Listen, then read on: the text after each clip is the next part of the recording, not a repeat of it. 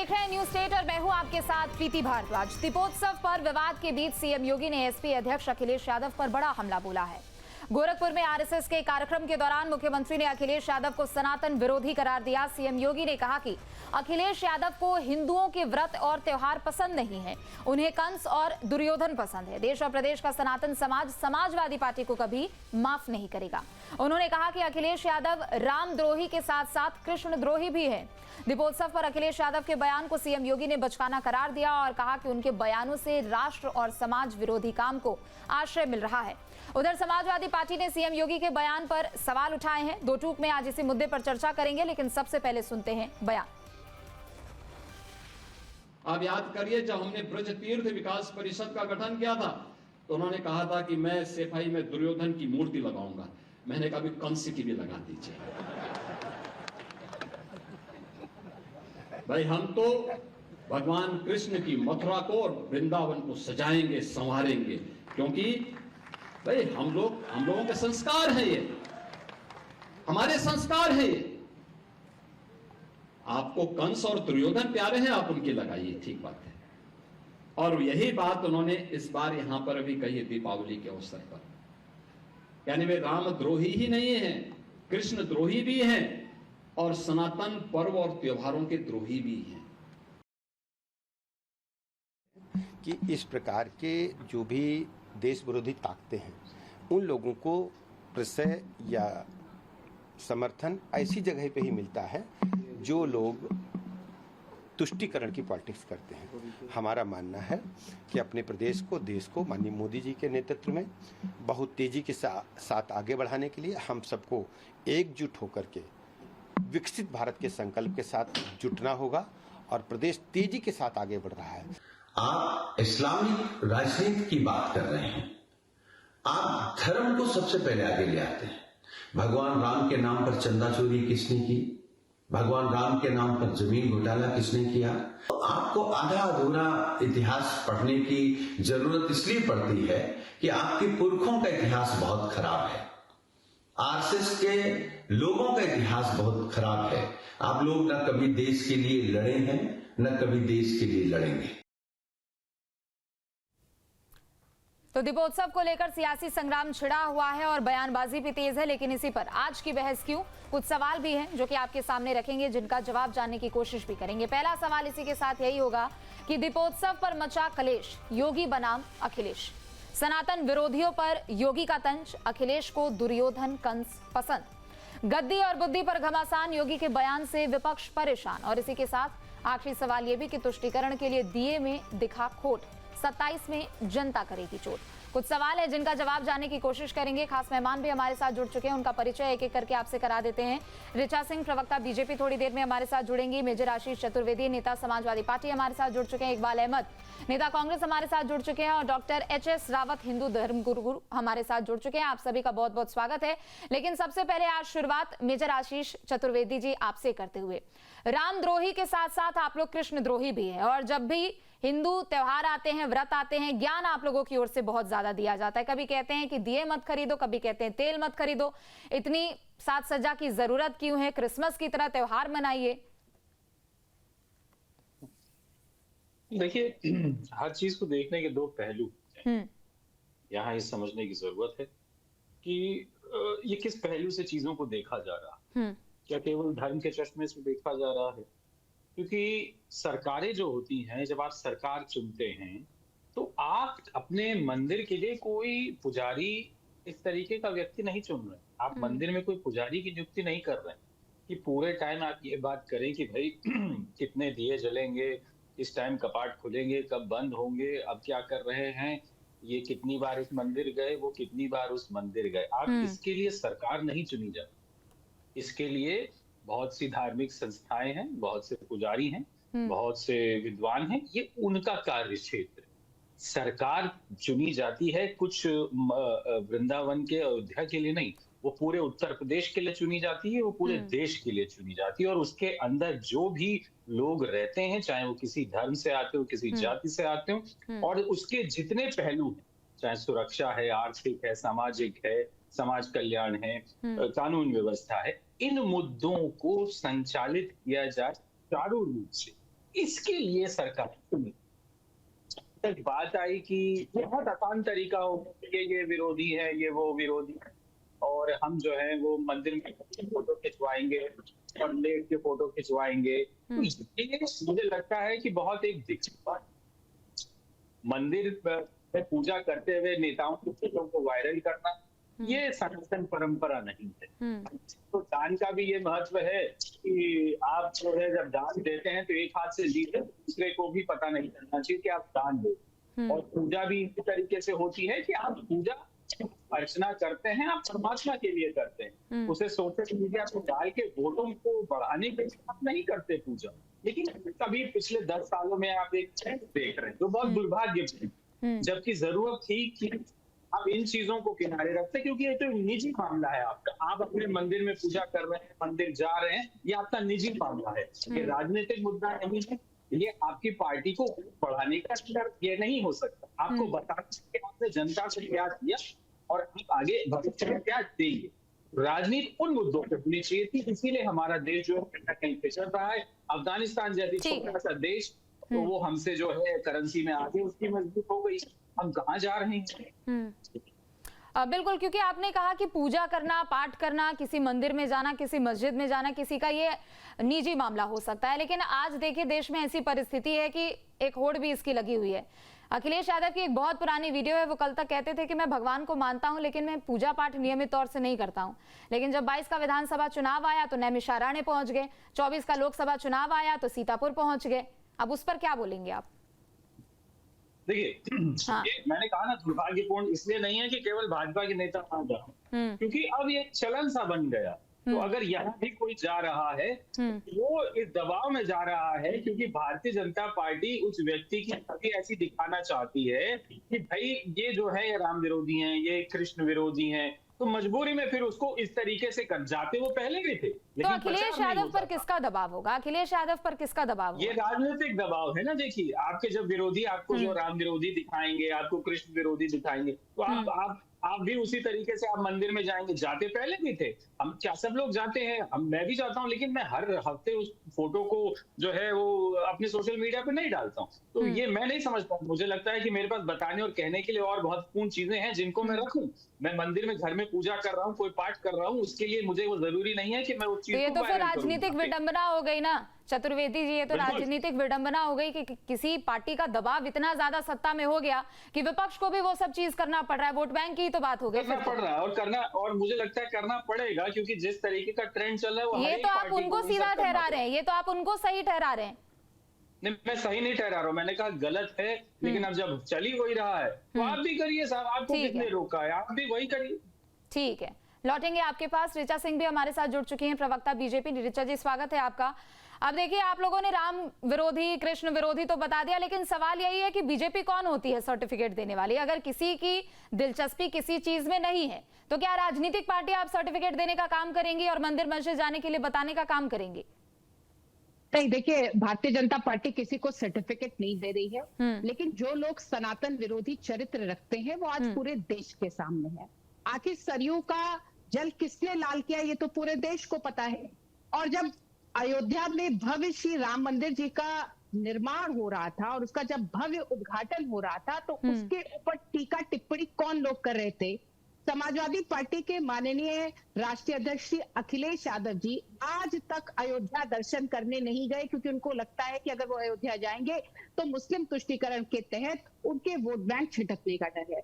आखिर वो कौन लोग हैं जो जब दिव्य और भव्य महाकुंभ का आयोजन होता है प्रयागराज में तो उसके ऊपर गिद्ध दृष्टि डालकर उसकी निंदा करने का प्रयास करते हैं? अभी देखिए, जब दीपावली के शुभ अवसर पर अयोध्या में भव्य रूप से 26 लाख दियों का दीपोत्सव मनाया जा रहा था, तो उसके ऊपर टिप्पणी करने का, उसका जो है उसकी तुलना क्रिसमस के त्योहार के साथ करने का कार्य आखिर किसने किया? तो समाजवादी पार्टी का एक चरित्र है जो चरित्र सनातन विरोधी चरित्र है और विशेष रूप से ये मुस्लिम तुष्टीकरण के लिए अपनाया जाता है। मैं तो आपके माध्यम से पूछ रही हूँ कि 2017 के पहले समाजवादी पार्टी के शासन काल में क्या अयोध्या में आपने कभी दीपोत्सव का आयोजन को देखा है, या फिर कभी माननीय अखिलेश यादव जी दीपोत्सव के आयोजन में शामिल हुए हैं, कभी होली मिलन में शामिल हुए हैं। लेकिन ये वही लोग हैं जो ईद और बकरीद के अवसर पर जालीदार टोपी लगाकर मस्जिद में पहुंच जाते हैं, वहां पर इनको जो है कुछ नजर नहीं आता है, तब वो उनके लिए सही होता है। लेकिन जैसे ही दीपोत्सव की बात होती है, जैसे ही होली मिलन की बात होती है, जैसे ही भव्य तरीके से जो शोभा यात्राएं निकलती हैं, उनके ऊपर जब पत्थरबाजी कुछ लोग करते हैं, तो किस तरीके से समाजवादी पार्टी उनको भी डिफेंड करने के लिए सामने आ जाती है। तो ये समाजवादी पार्टी का एक चरित्र है। ये वही लोग हैं जो कि जब कहा जाता है कि सनातन विरोधी वायरस जो लोग बात करते हैं, ये उनका भी समर्थन में खड़े होते हैं। और मैं एक अंतिम बात कहना चाहती हूँ कि अयोध्या के दीपोत्सव से इनके दिल जल रहे हैं, लेकिन यही नहीं, कश्मीर में भी भव्य और दिव्य रूप से दीपोत्सव का कार्यक्रम का आयोजन किया जा रहा है, क्योंकि सनातन परंपरा इस देश की संस्कृति में रची बसी है। लेकिन ये दुर्भाग्य है कि 2017 के पहले की सरकारों ने इस सनातन की परंपरा का आदर नहीं किया। ठीक है, लौटूंगी आपके पास, एक बार इसका जवाब ले लेते हैं मेजर आशीष जी आपसे, और उसके बाद दोनों मेहमानों का रुख करूंगी। अब देखिए, अब 2017 से पहले क्या होता था क्या नहीं होता था, इसकी तुलना तो हमेशा की जाती है, लेकिन अखिलेश यादव ने कहा था कि हम जब सरकार में आएंगे तो और भी अच्छे तरीके से उत्तर प्रदेश जगमगाएगा। फिर सवाल आपसे किया जाएगा कि अयोध्या आप कितनी बार गए, काशी आप कितनी बार गए। काशी को लेकर तो कहा जाता था कि काशी को आखिर कौन टाल सकता है, काशी भगवान की नगरी है, त्रिशूल पर टिकी हुई नगरी है, तो वहां साफ सफाई की क्या जरूरत है। पहले तो ऐसे ही तर्क दिए जाते थे ना। देखिए, तर्क वितर्क मैंने पहले भी कहा ना, सरकारें जो है वो मंदिर में कितनी बार दर्शन गए। अब भाजपा के नेताओं के पास बताने के लिए आपको है ही नहीं। आज जो है अपराध में देश में सबसे ऊपर जो है उत्तर प्रदेश है। अब इन चीजों से कैसे ध्यान भटकाया जाए। महिलाओं के खिलाफ होने वाले अपराध में नेशनल क्राइम रिकॉर्ड ब्यूरो के अनुसार सबसे ऊपर उत्तर प्रदेश। अब यहाँ से ध्यान कैसे भटकाया जाए, तो यही सब बातें करनी। कुछ और बताने को होगा तब तो बताएंगे। अब यही बताते हैं कि हम इतनी बार इस मंदिर में गए, हम उतनी बार उस मंदिर में गए। अरे तो भाई पुजारी बन जाते, काहे राजनीति में आ गए, काहे मंत्री बन के बैठे हुए हो।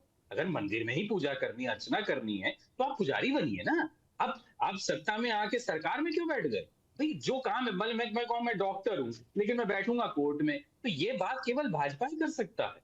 कोई भी एक सामान्य व्यक्ति जिसमें थोड़ी भी समझ होगी वो ऐसी बातें नहीं करेगा। अब ये लोगों की तो बिल्कुल बातें ही निराली होती हैं, तो अब ऐसी बातों का आप क्या जवाब देंगे। मैंने पहले भी कहा, सरकारें चुनी जाती हैं समाज कल्याण के लिए, समाज को, देश को, प्रदेश को आगे बढ़ाने के लिए। तो इतने तरीके से कोई भी कार्यक्रम आयोजन कराना क्या वो सरकार की जिम्मेदारी नहीं होती, क्या सरकार का वो हिस्सा नहीं होता। कोई प्रदेश का मुखिया है, ये समझिए, अगर कोई प्रदेश का मुखिया है, 5 सालों तक उसकी सरकार है, तो भाई अगर कुछ भी त्योहार हो, कोई भी कार्यक्रम हो, उसको कराना तो सरकार की जिम्मेदारी होती है। फिर आप कहेंगे कि फिर अगर यही करना है तो मंदिर में बैठ जाइए। नहीं तो आयोजन होते हैं, लेकिन आयोजन का प्रोपेगेंडा क्या, इससे पहले क्या कुंभ के आयोजन नहीं होते रहे सरकारों द्वारा? हमेशा होते रहे, हमेशा होते रहे। फिर आप कुंभ की बात करेंगे, वो आजम खां को लेकर बोल देंगे, वो कह देंगे आजम खां को आप लोगों ने शहरी विकास मंत्री बना दिया था तब। तो क्या मतलब इनसे पूछ के बनाना चाहिए था, उन्होंने क्या गलत किया? तो क्या सवाल आस्था को लेकर ही तो है। नहीं कोई हाँ, तो अच्छा ये बता दें, इनके किसी नेता ने कोई मंदिर बनवाया है? अखिलेश जी तो इतना बड़ा मंदिर बनवा रहे हैं इटावा में, इनके किसी एक नेता ने बनवाया है? और अभी ये बात कर रही थी सरयू को लाल करने की, इनको ये भी नहीं पता है कि वही निपेंद्र पांडे जो उस टाइम चीफ सेक्रेटरी थे, उनके कहने पे गोलियां चली और उन्हीं को इन लोगों ने जो मंदिर की समिति थी उसका अध्यक्ष बना रखा था। वो तो भाजपा नहीं बन रहे हैं। जिस निपेंद्र पांडे के नाम, जिसके आदेश पे गोलियां चली थी, चीफ सेक्रेटरी उत्तर प्रदेश, उनको तो इन्होंने मंदिर समिति का जो है अध्यक्ष बना रखा था। तो कैसे ये सनातन परंपरा की बातें कर रहे हैं।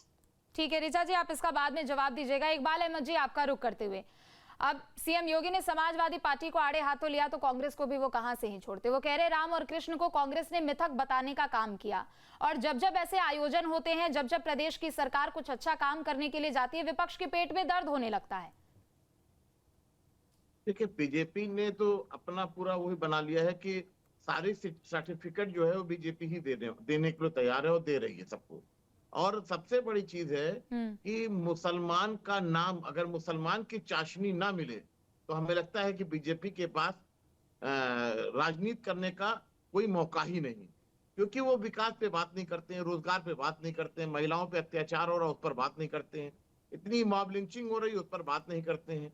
लोगों को न्याय नहीं मिल रहा है, पेपर लीक हो रहा है, तमाम ऐसी समस्याएं जो मुंह बाए खड़ी हुई हैं और जनता परेशान है, उस पर कोई बात करने को तैयार नहीं है। सरकार को सिर्फ परेशान करना है, तो अब उसको गुमराह करने के लिए मुसलमान एक चाशनी है, उस चाशनी में डाल दो और अपने आप लोगों को चखने को मिलेगा। और राजनीति लेकिन में हिंदू मुस्लिम की राजनीति कोई नई बात भी तो नहीं है इकबाल जी। कई ऐसी पार्टियां हैं जिनकी परंपरा ही रही है हिंदू मुस्लिम राजनीति करने की, और आरोपों के घेरे में आप लोग भी हैं। नहीं, देखिए 2014 से मुसलमान की चाशनी ऐसा पिरोई जा रही है कि हमें लगता है कि कोई डेवलपमेंट की तो विकास की बात ही नहीं होती है।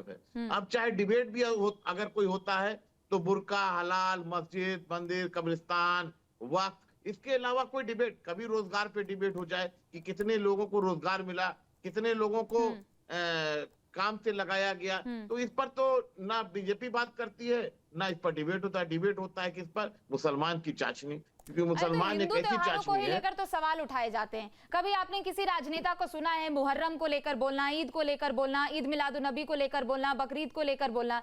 हिंदू त्योहारों पर ही तो सवाल उठते हैं। भाई सवाल किस बात का उठता है? आप ये बताइए कि आईना किसको दिखाया जाता है? आईना कौन दिखाता है, क्यों दिखाता है? भाई चौथा स्तंभ आप है ना, आप लोगों को भी तो कहा गया है कि आप लोग सरकारों से आईना दिखा के सवाल जवाब करती अभी तो मैंने सवाल किया ना कि बीजेपी कौन होती है किसी को सर्टिफिकेट देने तो वाली? वही बात मैं कह रहा हूं आईना दिखाने का भी काम है, लेकिन इकबाल जी खुद को भी आईना देखना पड़ता है। फिर तो वही बात हो गई कि धूल लगी रही शीशे पे, मैं चेहरा साफ करता रह गया। पहली बात तो सरकार क्यों चुनता है जनता सरकार इसलिए बनाती है कि वो विकास की बात करे, रोजगार की बात करे, मजलूमों के हक की बात करे। लेकिन यहाँ तो धर्म की अफीम सबको चखाई जा रही है, सिर्फ धर्म के अलावा और कोई बात ही नहीं हो रही है। आए दिन जो भी बात होती है, सिवाय मुसलमान है, मदरसा, मिदाय, वक्फ बोर्ड, सिवाय ये सारी चीजें, तो इस पर बात होती नहीं, क्योंकि डेवलपमेंट करना नहीं है, लोगों को उसी में गुमराह करके बात कराना है, लोगों को उसी में फंसाए रहना है, वोट की राजनीति करना, और कुछ है नहीं। लेकिन जनता ऊब चुकी है इन सब चीजों से। अब उसको हिंदू मुसलमान नहीं चाहिए, उसको व्यापार अपना सही चाहिए, बेरोजगार को रोजगार चाहिए, महिलाओं को सुरक्षा चाहिए। अब ये सारी चीजें हो चुकी है। अब कोई ठीक है ऋचा जी, इसका बाद में जवाब देंगी। ठीक है doctor H S Rawat ji, आपका रुख करते हुए, अब देखिए दीपोत्सव होता है तो दीपोत्सव पर सवाल उठ जाते हैं, कुंभ होता है तो कुंभ पर सवाल उठ जाते हैं, और एक नया टर्म भी आज दिया गया, आज नहीं हालांकि कल मुख्यमंत्री योगी आदित्यनाथ ने राजनीतिक इस्लाम का जिक्र किया था। लेकिन सवाल यही है कि आस्था पर हमेशा जब भी सवाल खड़े किए जाते हैं वो राजनीति के घेरे में आ जाती है। देखिए प्रीति जी, सबसे बड़ी बात है कि मैंने मेजर साहब को भी सुना, अच्छे प्रवक्ता हैं, और कांग्रेस के प्रवक्ता साहब को भी सुना। कांग्रेस के प्रवक्ता कह रहे थे कि वो मुसलमान की चाशनी के अंदर काम करते हैं। मुसलमान की चाशनी का आनंद तो कांग्रेस ने लिया है बहुत लंबे समय तक उस आनंद में तो वो डूबी रही है। अब जब से ये सरकार आई है तब से हमने अगर मंदिर अपना मांगना शुरू कर दिया, जो डिस्प्यूटेड मंदिर थे, जिनके ऊपर मस्जिदें बनाई गई, हमारा अधिकार है, संविधान हमें देता है, वो मांगना शुरू कर दिया, तो इनको मुसलमान की चाशनी नजर आने लगी। 2013 का चुनाव कोई हिंदू मुसलमान पे तो हुआ नहीं था। उससे पहले मुसलमानों की जो गति देख लो, हैं, इसकी शुरुआत 30 साल गैर बीजेपी सरकारें रही उत्तर प्रदेश के अंदर। सबसे बड़ा एम.वाई फैक्टर किसने शुरू किया, उसके बाद में बीएसपी और मुसलमानों का गठजोड़ किसने किया, ये शुरुआत तो आप लोगों ने करी है ना। जैसे आप करोगे वैसी प्रक्रिया आपको सामने देखने को मिलेगी। जब आप लोग ये कहते लेकिन अभी दीपोत्सव पर सवाल उठाया गया है उस पर, क्योंकि अखिलेश यादव ने कहा कि दियो में इतना पैसा, तेल में इतना पैसा क्यों लगाना। वो प्रीति जी इसलिए उनको पता है ना कि अगर हिंदू धर्म बहुत सॉफ्ट है, इस पर कोई प्रक्रिया होगी नहीं तो मुसलमान वोट बैंक तो नहीं छिटकेगा। कम से कम वो जो मुसलमान वोट बैंक है उसको इकट्ठा करके रखना चाहते हैं। इसलिए गाय गवाए जब भी उनको समय मिलता है अखिलेश यादव हिंदुओं पे हमला करते रहते हैं। चाहे वो ज्ञानवापी मस्जिद के अंदर गौरी गणेश की पूजा को बंद कर देना, चाहे वो परिक्रमा को बंद कर देना, चाहे वो रामलीला के फंड हो उनको बंद कर देना, कब्रिस्तान बनाना, वहां पे हज हाउस बनाना, ये सब उनके हिस्से हैं। ठीक है, मैं लौटूंगी आपके पास। ऋचा सिंह जी, आपका रुख करते हुए, अब समाजवादी पार्टी और कांग्रेस दोनों ने मिलकर आप पर सवाल उठाए हैं। आपसे बार बार यही सवाल बार बार किया जाता है कि आप लोग हर चीज को हिंदू मुस्लिम से जोड़ देते हैं, और आप लोगों के पास हिंदू मुस्लिम की राजनीति करने के अलावा कोई दूसरा टॉपिक भी नहीं है, कोई मुद्दा भी नहीं है। और एक तो और सीएम योगी ने राजनीतिक इस्लाम एक बड़ा टर्म दे दिया इसे। राजनीतिक इस्लाम आखिर क्या है?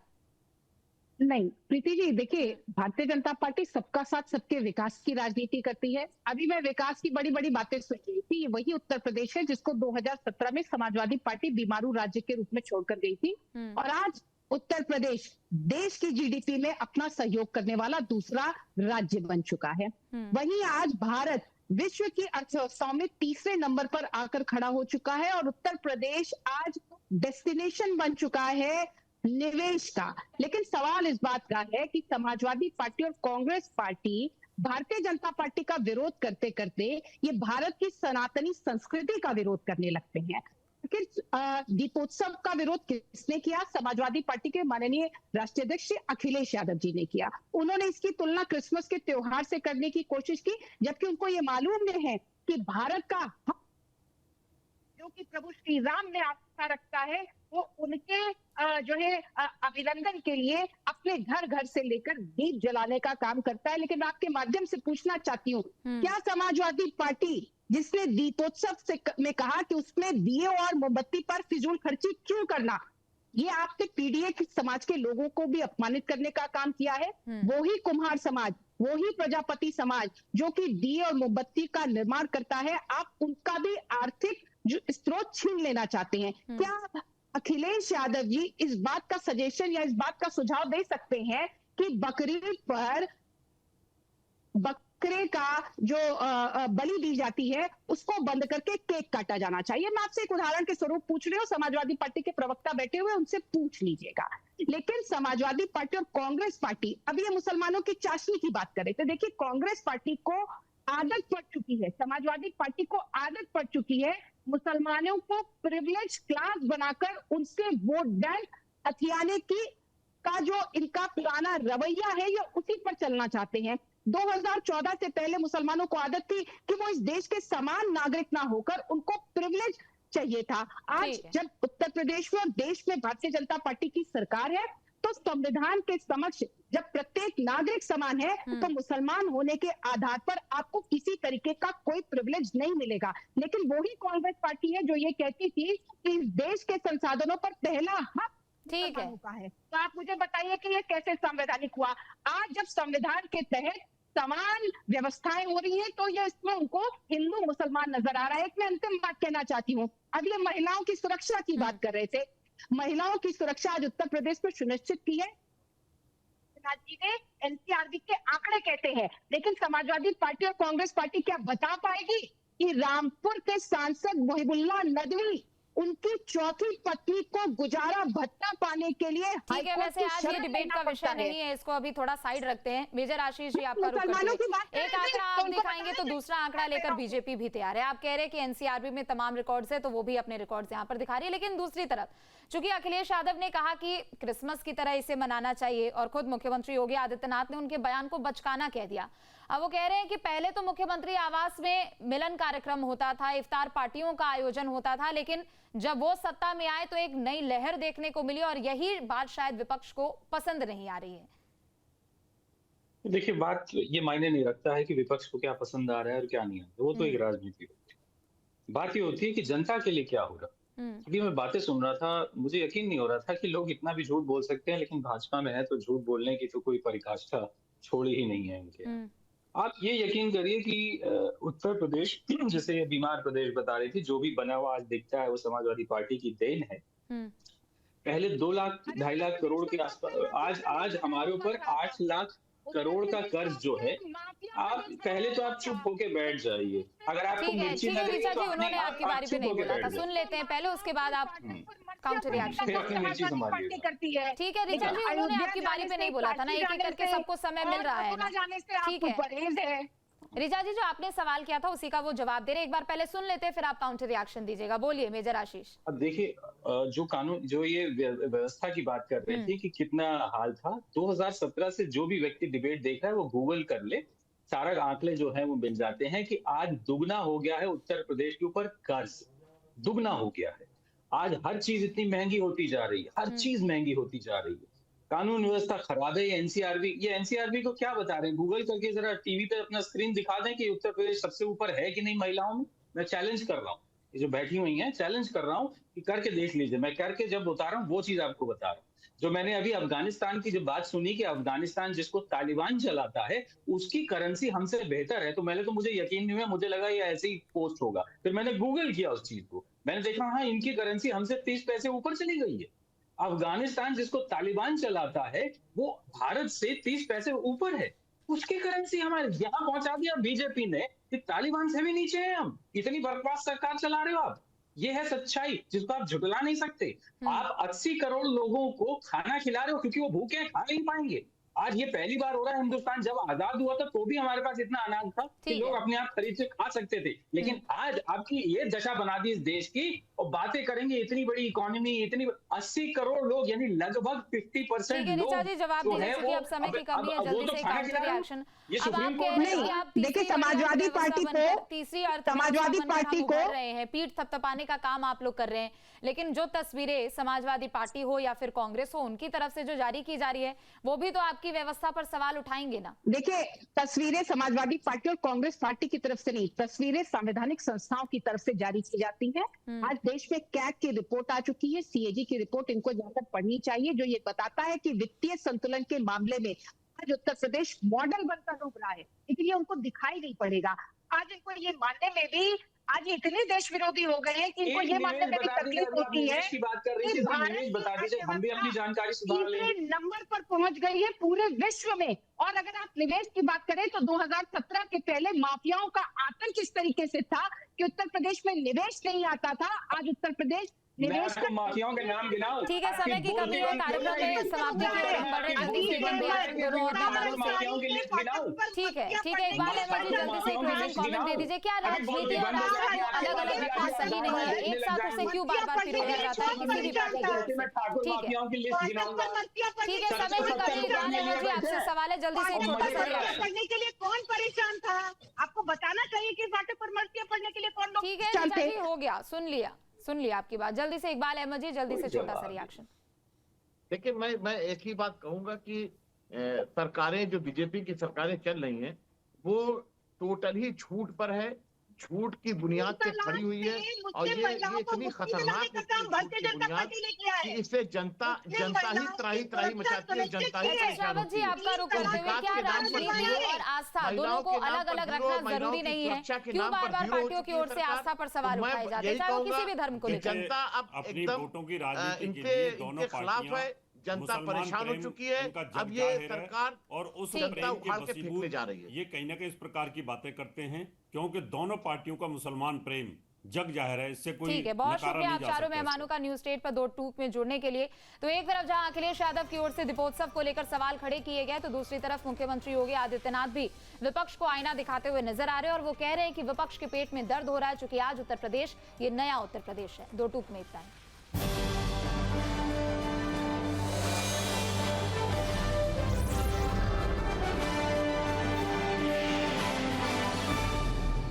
जहाँ भक्ति है हर शब्द में, कथाओं में छुपे हैं दिव्य रहस्य और ज्योतिष देता है जीवन को दिशा। धर्म से जुड़ी हर बातों को जानने के लिए हमारे चैनल स्तुति को सब्सक्राइब करें। चैनल पर जाने के लिए इस लिंक पर क्लिक करें।